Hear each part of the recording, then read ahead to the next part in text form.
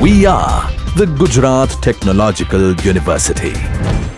Since its inception over a decade ago, GTU has been empowering young and curating minds to realize their true potential. Over 4 lakh inspired students are enrolled with one of the premier academic universities in India. With more than 450 affiliated colleges in its fold operating across 5 zones of the state, GTU, the International Innovative University, your place to move forward.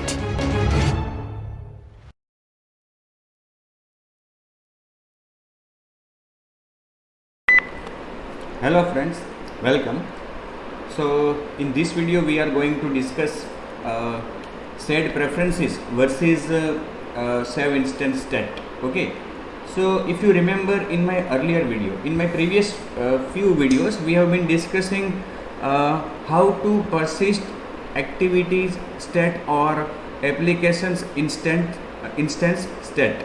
मतलब कि आपकी application run हो रही है और अगर उसको बीच में से स्टॉप किया जाए या पॉज किया जाए तो जब वो वापस शुरू हो, मतलब कि वापस जब उसको एग्जीक्यूट किया जाए, शुरू से एग्जीक्यूट किया जाए या रिस्टार्ट किया जाए या क्लाइंट ने उसे एग्जिट करके वापस रन करने को सिलेक्ट किया है, तो ये अलग अलग परिस्थितियाँ हैं। उसमें आपकी एप्लीकेशन का जो स्टेट है, इन सभी परिस्थितियों के बीच में आपको कब ज़रूरत पड़ सकती है उसको संभालने की, मतलब कि उसको स्टोर करने की, परसिस्ट करने की। ओके, और ये परसिस्ट करने के कौन कौन से तरीके हैं ये हमने डिस्कस किया था। तो हमने इसके अगले वीडियो में ही वो देखा था कि हमारे पास 2 विकल्प है। अगर हम एप्लीकेशन का इंस्टेंस स्टेट स्टोर करना चाहते हैं तो हमारे पास either we can use activity event handlers और we can use the mechanism of shared preference. Okay, या तो आप एक्टिविटी की लाइफ साइकिल की मेथड्स यूज़ कर सकते हो। 9 में से 2 मेथड कौन सी? On save instance state and on restore instance state. और ऑन सेव जो मेथड है, ऑन सेव इंस्टेंस स्टेट, वो कब कॉल होती है? ऑन पॉज के बाद, ऑन स्टॉप से पहले। उसी तरह से ऑन रिस्टोर इंस्टेंस स्टेट कब कॉल होती है? ऑन स्टार्ट के बाद और ऑन रिज्यूम के पहले। और दूसरा जो मैकेनिज़्म है वो है सैड प्रेफरेंस का, बट ये आप पे डिपेंड करता है कि आपको कौन सा मैकेनिज़्म यूज़ करना है। तो कई बार क्या होता है कि हम कंफ्यूज हो जाता है कि भाई कौन सा मैकेनिज़्म ज़्यादा बेहतर है, कौन सा यूज़ करने से एक्टिविटी का परफॉर्मेंस अच्छा रहेगा वगैरह, हमारे दिमाग में ये प्रश्न आते रहते हैं। तो ये जो कन्फ्यूज़न है या ये जो क्वेश्चन है उसके सॉल्यूशन के लिए मैंने ये एक एडिशनल वीडियो रिकॉर्ड करके रखा है कि कौन सा मैकेनिज़्म यूज़ करें और कौन से मैकेनिज़्म में या फिर कौन से मैकेनिज़्म को कब यूज़ करें। Okay, so persisting activity stat, whenever there is a configuration change such as rotation or application going into multi-window mode, the activity is recreated। ये हमने बहुत बार देख लिया। मेरे अगले 2-3 वीडियोस में मैंने आपको डेमो ऑफ लाइफ साइकिल भी बताया था, डेमोस्ट्रेट किया था। तो तब भी आपने देखा था कि जब भी हम एप्लीकेशन का या मल्टी विंडो स्टेट में ले जाते हैं या तो उसका ओरिएंटेशन चेंज करते हैं तो हर बार क्या होता है कि अपनी एक्टिविटी रिक्रिएट होती है। मतलब कि अगर रोटेशन करते हैं, रोटेशन मतलब कि ओरिएंटेशन चेंज करते हैं अपनी एप्लीकेशन का, तो वो रिक्रिएट होगी। ओके, डिस्ट्रॉय होने के बाद वापस ऑन क्रिएट कॉल होगा अपने आप। क्लाइंट कुछ नहीं कर रहा है, क्लाइंट ने तो केवल डिवाइस का ओरिएंटेशन जो था उसे चेंज किया, लेकिन इस ओरिएंटेशन के होने से के कारण हमारी जो एप्लीकेशन है वो डिस्ट्रॉय भी हो गई और वापस ऑन क्रिएट से वापस शुरू भी हो गई। ओके, और तो तब क्या ज़रूरत पड़ सकती है हमें? अपनी एप्लीकेशन के जो लोकल मेंबर्स है, लोकल वेरिएबल्स, उनको स्टोर करने की आवश्यकता पड़ सकती है। बिकॉज कि ऑन क्रिएट से शुरू होती है तो एक्टिविटी का इंस्टेंस वापस बनेगा। अगर वापस इंस्टेंस बनता है तो इंस्टेंस वेरिएबल जो है वो भी रिक्रिएट होगा और वो इनिशियलाइज होगा अपने इनिशियल वैल्यू से।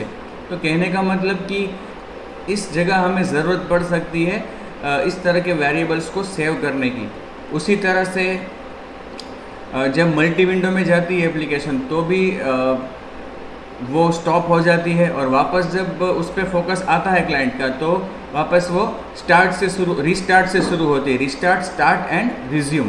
तो तब भी हमें ज़रूरत पड़ सकती है कुछ डेटा को संभालने की, स्टोर करने की। ओके, तो ये दो ऐसे महत्वपूर्ण केस है कि जैसे कि कॉन्फ़िगरेशन चेंज होना और मल्टी विंडो। ओके, कि जब आपकी एप्लीकेशन को रिक्रिएट किया जाता है, in this recreation the application get started and may lose data in the views if not handle properly.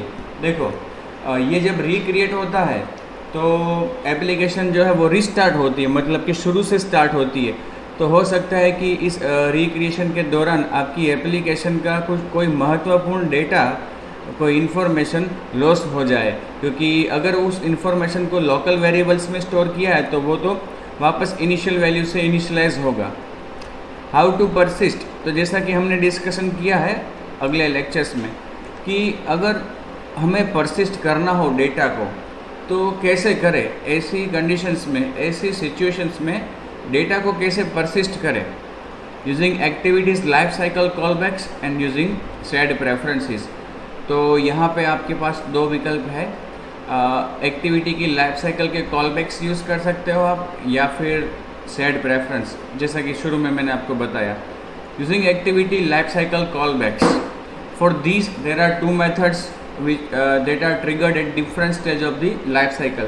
तो ऐसी दो मेथड्स है लाइफ साइकिल की कि जो हमें ऐसे सिचुएशंस में उपयोगी हो सकती है, और वो दो मेथड्स है on save instant state and on restore instant state.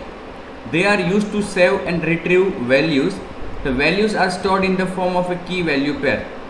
देखो, इन दोनों मेथड्स में आप क्या कर सकते हो कि ऑन सेव मेथड के अंदर आप डेटा को परसिस्ट करने का कोड लिख सकते हो, और ऑन रिस्टोर में उसी डेटा को वापस निकाल के, मतलब कि रीड करने का कोड लिख सकते हो।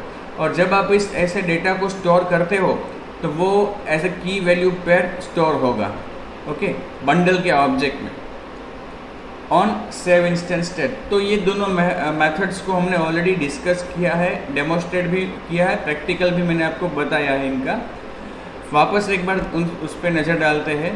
On save instant state method gets called typically before on stop. ये हमने देखा था, before on stop is called. This varies from Android version to version. In the older versions it use to get before on stop. देखो, हमने video में देखा था practical, जब हमने इम्प्लीमेंट किया लाइफ साइकिल का, कि ऑन स्टॉप से पहले कॉल होती है, लेकिन एंड्रॉयड के कुछ नए वर्जन्स में ये method on save instant state on stop के बाद भी कॉल होती है, मतलब या पहले या बाद, दोनों में से एक ही होगी, दोनों बार कॉल नहीं होगी।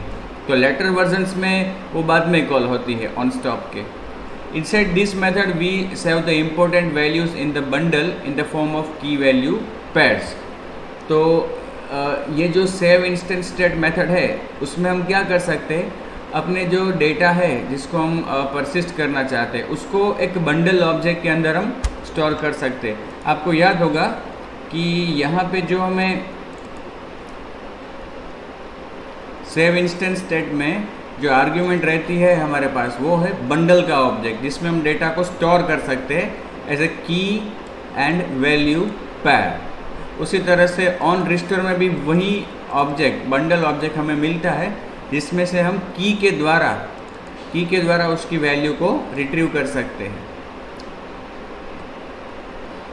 On restore instant state, this method gets triggered only when something was saved in on save instant state method. It gets called after on start. ये ऑन स्टार्ट के बाद कॉल होती है और ऑन रिज्यूम से पहले। ये हमने लाइफ साइकिल के डेमो में देखा था, ऑन रिस्टोर इंस्टेंट स्टेट।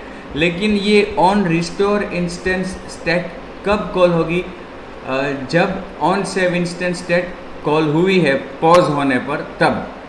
अगर on save instant state call नहीं हुई है तो ऑन रिस्टोर भी कॉल नहीं होगी वापस रन करते वक्त। एक एंड टाइम पे रन होती है और एक स्टार्टिंग के टाइम पे, ओके। एक्टिविटी की जो विजिबल लाइफ टाइम है, विजिबल लाइफ टाइम, एक मेथड जो है सेव इंस्टेंस स्टेट वो विजिबल लाइफ टाइम के बाद, और on restore instance state visible life time के पहले. Generally, on restore instance state isn't used to restore values often nowadays. Same can be done from the bundle in on create method. तो ये भी हमने एक बार देखा था कि on restore की बजाय हमें पता है कि जब और ये एग्जांपल दे रहा हूँ आपको कि ओरिएंटेशन चेंज होता है तो वापस on create मेथड कॉल होती है डिस्ट्रॉय होने के बाद. तो on create से ही हम अगर जो हमें डेटा हमने परसिस्ट किया था उसको रिट्रीव कर ले तो वो ज़्यादा बेहतर रहता है. इसलिए ऑन रिस्टोर की जगह पे अब हम ऑन क्रिएट भी यूज़ कर सकते हैं, और ज़्यादातर केस में ऑन क्रिएट का ही यूज़ होता है डेटा को परसिस्ट करने के लिए भी. उसके लिए हम क्या कर सकते हैं, उसके लिए हम यहाँ पे चेक कर सकते हैं ऑन क्रिएट में. देखो यहाँ पे किया है, हम इस सेव्ड इंस्टेंस स्टेट को चेक कर सकते हैं इस ऑब्जेक्ट को कि अगर वो नल है, अगर वो नल है इसका मतलब एंड टाइम पे कोई डेटा परसिस्ट नहीं हुआ है. लेकिन अगर ये नल नहीं है इसका मतलब कुछ डेटा परसिस्ट हुआ था जो अभी रिट्रीव करना है. ओके, मतलब यहाँ पे जो डेटा हमने इसमें पुट किया वो किस में गया, इस बंडल ऑब्जेक्ट में. वही ऑब्जेक्ट हमें यहाँ पे मिल रहा है, सॉरी यहाँ पे. तो वो नल तो नहीं होगा अगर डेटा सेव किया है तो. So, since the on create is always called before, it is a good practice to restore the saved instances there only. वो हर बार शुरू में कॉल होती है इसलिए. अब दूसरा जो मैकेनिज्म हमारे पास है वो है सेड प्रेफरेंस का. We only need one said preference file for our application and it is customarily named with the package name of our activity. This makes its name unique and easily associated with our application. ज़्यादातर case में जब आप said preference का उपयोग activity का या application का state store करने के लिए करते हो तो उसका नाम, आपके पैकेज का नाम जो है वही रखना चाहिए. ओके, उससे एक आपको साम्यता रहेगी, कंसिस्टेंसी रहेगी. You create the said preference file in the on create method of your main activity and store it in a member variable. क्या कहा है यहाँ पे कि शेयर्ड प्रेफरेंस को आप क्रिएट करोगे ऑन क्रिएट मेथड में और उसको किसी एक मेंबर वेरिएबल में स्टोर कर दोगे शेयर्ड प्रेफरेंस को. The mode argument is required because older versions of Android has many other modes that allowed us to create a word readable, word writable preference. These modes were deprecated in the API level 17. So nowadays it is not so much used and it is now strongly discouraged to use these modes. So if we need to share data with another applications, ये तो यहाँ पे just आपको बात हुई इसलिए कह दिया कि अगर आपको सेड प्रेफरेंस के द्वारा किसी और एप्लीकेशन के साथ अपनी एप्लीकेशन का डेटा शेयर करना है तो वर्ड रीडेबल, वर्ड राइटेबल अब ऐसा मत यूज़ करो. शेयर करना है तो कंटेंट प्रोवाइडर का यूज़ करो, सेड प्रेफरेंस के द्वारा वो मत करो, क्योंकि कंटेंट प्रोवाइडर का मकसद ही वही है कि अपनी एप्लीकेशन का डेटा दूसरी एप्लीकेशन में शेयर करवाना, प्रोवाइड करना.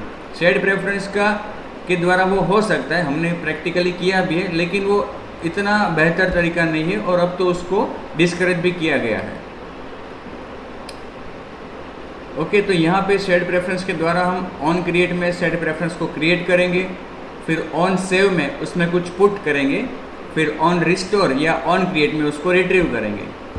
You save preferences in on pause state of your. देखिए, मैंने आपको अगले वीडियो में कहा था प्रैक्टिकल में कि सेड प्रेफरेंस के द्वारा जब हम डेटा को परसिस्ट करेंगे तो वो ऑन सेव या ऑन पॉज में, दोनों में से एक में करेंगे. ज़्यादातर केस में ऑन पॉज में करेंगे. ओके, अब ऑन पॉज के अंदर हम क्या करेंगे, प्रेफरेंस के अंदर डेटा को, सेड प्रेफरेंस के अंदर डेटा को पुट करेंगे और पुट करने के लिए हमें ज़रूरत पड़ती है एडिटर की. गेट ए सेड प्रेफरेंस डॉट एडिटर. तो सबसे पहले हमें एक एडिटर का ऑब्जेक्ट क्रिएट करना होगा एडिट मेथड के द्वारा और फिर उसमें अलग अलग डेटा को पुट करना होगा. पुट INT, पुट स्ट्रिंग, बहुत सारे वर्जन्स हमारे पास है पुट के इसके द्वारा. और जब ये आप पुट करो तब आपको उसको एक की भी देनी पड़ेगी. ओके। और अगर वो की मतलब कि डेटा को आप पहली बार नहीं राइट कर रहे हो तो वो की पहले बनी भी होगी और अब वो ओवरराइट भी हो जाएगी। लास्ट में आपको ये नहीं भूलना है अप्लाई को कॉल करना, क्योंकि अप्लाई करोगे तभी शेयर्ड प्रेफरेंस में जो डेटा रखा है आपने वो परसिस्ट होगा, मतलब कि परमानेंटली स्टोर होगा, अदरवाइज वो कमिट नहीं होगा। Call apply to write out your changes. Apply method save the preference asynchronously of the UI thread. Shared preference editor also has a commit method to synchronously save the preference. Commit method is discouraged as it can block other operations. देखो commit method जो है वो blocking state में रख देती है, मतलब कि जब तक वो कमिट नहीं करेगी तब तक एप्लीकेशन आगे नहीं बढ़ पाएगी, तो वो सिंक्रोनियसली है। तो हमें क्या करना चाहिए, अप्लाई मेथड का यूज़ करना चाहिए, जिसको हम यूज़ करते आए हैं apply. As shared preference instances are singletons within a process, it's safe to replace any instance of commit with apply if we already ignore the return value. We don't need to worry about Android component lifecycle and their interaction with apply writing to disk. Frameworks make sure in-flight disk writes apply complete before switching states. Restoring shared preference. अब देखो ये shared preference के द्वारा activity का state कैसे persist कर सकते हैं। तो ये हमने देखा कि ऑन पोस्ट के अंदर shared preference में डेटा पुट करेंगे किसके द्वारा, एडिटर के द्वारा, और लास्ट में क्या करेंगे, अप्लाई। ओके, कौन सी मेथड में, ऑन पोज में। अब जब आपकी एक्टिविटी रिक्रिएट हो तो वो डेटा जो परसिस्ट किया है आपने, अगर कोई किया है तो उसको वापस रिट्रीव करना होगा। How you restore shared preference in on create method of your activity. The get methods are available for the shared preference to be used with the shared preference. जिस तरह से हमने उसमें पुट किया उसी तरह से get methods हमारे पास अवेलेबल है। डायरेक्टली shared preference के साथ आप ये methods कॉल कर सकते हो, जिसमें आपको आर्ग्यूमेंट पास करनी होगी की। जिस की के साथ आपने वैल्यू को स्टोर किया है वो की यहाँ पे पास करोगे तो रिटर्न क्या होगा, उस की value. Yeah, these methods get integer, get string, get float, get boolean. There are many versions of these get methods. These methods take two arguments. One is the name of the key and the second is the default value. It is always a good idea to provide second value so that in case where the preference with particular key is not available or the value with the particular key is not available, the default value will be returned. Okay, default का use करते हैं तो ये एक हमें advantage मिलेगा कि हमें जो की हम पास कर रहे हैं उसको चेक नहीं करना पड़ेगा कि क्या वो की अवेलेबल है या नहीं। होगी की तो उसकी वैल्यू मिलेगी, नहीं होगी तो डिफ़ॉल्ट वैल्यू। तो हमेशा दो आर्ग्यूमेंट वाला वर्जन यूज़ करना चाहिए। Shared preference versus saved instance state. देखो यहाँ पे हम अभी दोनों का डिफरेंस दिया है। Shared preferences it persist across user sessions even if your application is stopped and restarted और इफ द डिवाइस इज रीबूटेड। देखो क्लाइंट का सेशन मतलब क्या कि क्लाइंट ने आपकी एप्लीकेशन को शुरू किया, मेनू में से रन किया, तब से लेकर जब तक क्लाइंट आपकी एप्लीकेशन को एग्ज़िट नहीं करता है, बैक की प्रेस करके एग्ज़िट नहीं करता, तब तक का जो ड्यूरेशन है वो एक सेशन है। ऐसे मल्टीपल सेशंस के बीच में भी शेयर्ड प्रेफरेंस में जो डेटा रखा है वो कायम रहेगा, वो उसमें परसिस्ट रहेगा। कहने का मतलब एक बार क्लाइंट ने एप्लीकेशन को रन किया, एग्ज़िट किया, वापस रन किया, एग्ज़िट किया, वापस रन किया, तो भी वो डेटा शेयर्ड प्रेफरेंस में जो रखा है वो मिलेगा। जबकि on the other hand saved instance state में क्या होता है कि it preserves state data across activity instances in the same session.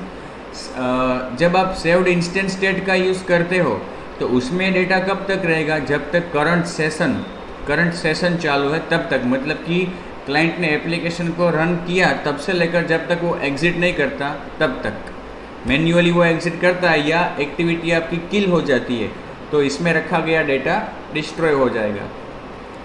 Said preference की बात करें तो it is used for data that should be remembered across user sessions such as a user's preferred settings और their game score. देखो मैंने आपको बताया था शुरू में ही इस वीडियो के कि कब कौन सा यूज़ करें, ओके, कब कौन सा यूज़ करें।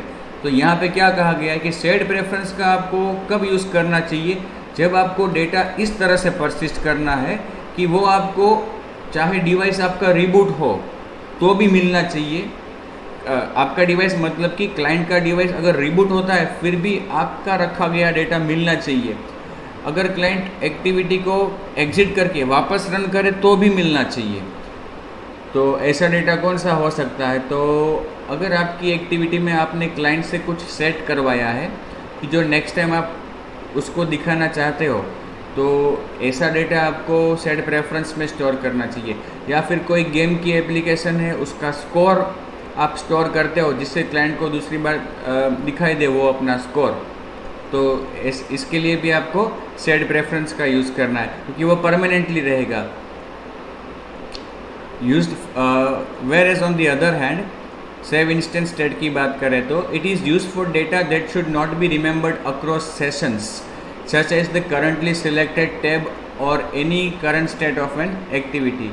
तो इसका आप कब यूज़ करोगे कि जब आपको ऐसा डेटा स्टोर करना है जैसे कि लोकल वेरिएबल्स में जो वैल्यू होती है वो कि करंट गेम अगर क्लाइंट प्ले कर रहा है तो जो करंट स्टेज है उसका वो ड्यूरिंग करंट सेशन ही आपको याद रखना है। ओके, नेक्स्ट टाइम जब रन करें तो वो शुरू से ही आना चाहिए। तो ऐसे केस में आप सेव्ड इंस्टेंस स्टेट का यूज़ कर सकते हो। Said preference it is represented by a small number of key value pairs, या it is represented by key value pairs and save instance state it also hold the values as key value pairs. दोनों में वो साम्यता है। Said preference की बात करें तो data is private to the application, तो सेव्ड इंस्टेंस स्टेट में भी जो डेटा है वो एप्लीकेशन में ही रहेगा, मतलब कि एप्लीकेशन के बाहर उसे एक्सेस नहीं किया जाएगा। सेड प्रेफरेंस की बात करें it is common use is to store user preferences. Said preference का जो कॉमन यूज़ है वो क्या है कि क्लाइंट का प्रेफरेंस स्टोर करना है तो उसके लिए हम यूज़ कर सकते हैं। और सेव्ड इंस्टेंस स्टेट की बात करें तो उसका यूज़ क्या है कि to recreate state after the device has been rotated, कि डिवाइस का कॉन्फ़िगरेशन चेंज होता है, जैसे कि रोटेट होता है डिवाइस तो एक्टिविटी रिक्रिएट होती है। ऐसे समय पे एक्टिविटी का स्टेट परसिस्ट करने के लिए, स्टोर करने के लिए सेव्ड इंस्टेंस स्टेट का यूज़ होता है। ओके, तो ये दोनों के डिफरेंस और कौन सा कब यूज़ करें ये था। अब देखो आपके मन में मैंने कहा कि प्रश्न होगा कि कौन सा ज़्यादा बेहतर है। अब बेहतर की बात छोड़ो, जैसी आपकी रिक्वायरमेंट ऐसा आपको मैकेनिज़्म यूज़ करना है।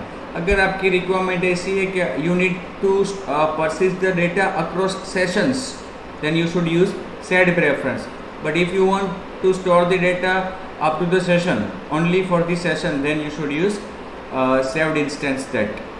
So it will depend on how you want to manage the data. Both options are feasible. If you want to fill once and keep the data even if the application gets killed, use set preference. अगर activity किल हो जाती है उसके बाद भी data आपको चाहिए तो आपको शेड प्रेफरेंस का यूज़ करना है। If it is volatile data, मतलब कि परमानेंटली नहीं स्टोर करना है, that will have to be re-entered differently some other time. Use on saved instance state. If you want to keep multiple data sets on same device, then use SQLite database. अगर आपको multiple sets के हिसाब से उसको use करना है तो आपको मतलब मल्टीपल एप्लीकेशंस में भी तो SQLite डेटाबेस का आप उपयोग कर सकते हो, कंटेंट प्रोवाइडर का यूज़ कर सकते हो। ओके, तो डिपेंड्स कि आपको कैसा कार्य करना है, किस तरह का डेटा परसिस्ट करना है, उस हिसाब से आप यूज़ करो। कौन सा ज़्यादा बेहतर है ये कोई ऐसा पॉइंट नहीं है डिस्कशन का, ठीक है। Use said preference. अच्छा, तो सेड प्रेफरेंस कब यूज करोगे? For things that should always be remembered, ऐसी चीज़ें, ऐसा डेटा कि जो हमेशा रहना चाहिए जब तक चेंज ना किया जाए। No matter if the phone is turn off. Okay, example for settings chosen in the setting screen of your application.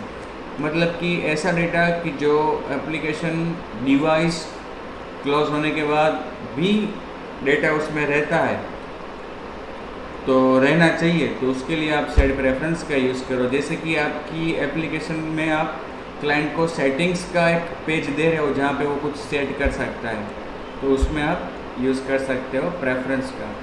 Use on saved instant state for remembering things about the current state of your activity, such as the currently selected tab on the screen. It allows you to recreate the same state after a rotation or if the application was killed due to low memory. देखो, आपकी application में आपने अलग अलग 3-4 tab रखे हैं।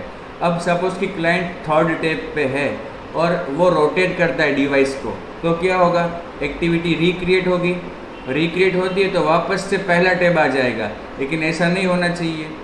उसका जो सिलेक्टेड टैब है वही सिलेक्टेड रहना चाहिए रोटेशन के बाद भी। तो हमें क्या करना चाहिए कि क्लाइंट जब रोटेट करता है तो on saved instant state method call होगी, उसमें हमें ये टैब जो है, कौन सा टैब उसने सिलेक्ट किया है, वो हमें परसिस्ट कर लेना चाहिए, जिससे ऑन क्रिएट में या तो ऑन रिस्टोर इंस्टेंट स्टेट में वापस उसी टैब को हम सिलेक्ट करके क्लाइंट को बता सकते हैं। The things saved in on save instant state will be forgotten after reboot and when starting a new instant state of an activity they will not be passed, so they are only for remembering the state of the activity. हाँ, ये तो हमें पता है कि भाई saved instant state के द्वारा जो डेटा आपने बंडल में स्टोर किया है वो डेटा करंट सेशन तक ही रहेगा। अगर एक्टिविटी को किल किया जाता है और वापस वो रन होती है तो वो डेटा नहीं मिलेगा, या तो डिवाइस रीबूट होता है तो भी सेव्ड इंस्टेंट स्टेट में जो डेटा परसिस्ट किया है वो मिलेगा नहीं। तो आपको ये बात ध्यान रखनी है। ओके, तो ये था मेरा डिस्कशन, और आपको मैंने जैसा कि बताया कि हमने जो आगे मैकेनिज़्म डिस्कस किया है उसी में हम थोड़ा डिटेल में डिस्कस करेंगे। ओके, जिससे आपको कन्फ्यूजन ना हो कौन सा ज़्यादा बेहतर, दोनों बेहतर है, depends on situation, you should use the correct mechanism. Okay, good bye.